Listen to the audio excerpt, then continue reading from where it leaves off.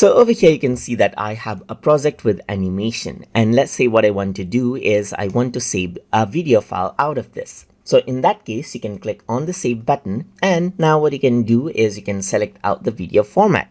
Like for example, you can click on MP4, select the frame rate of the video and the size of the video right over here as well. And you can also include hidden layers if you want to. So now in order to save the video, simply click on save as, and then you need to go around over here onto, let's say, a folder where you want to save and click on save right here. And it says it's working and it saves the video right here, just like this. And now you can see that this video file is here, just like this. So you can see that this is the video file right here and it has been saved right here.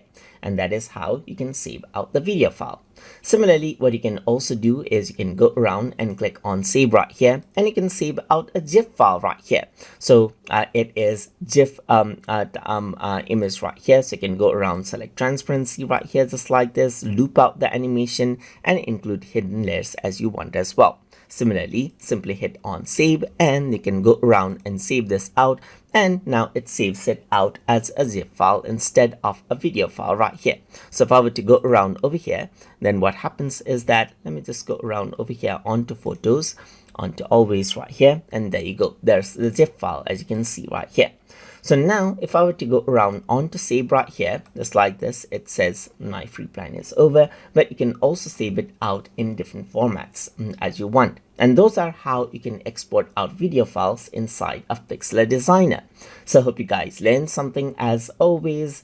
And as always, please like, comment, share, and subscribe.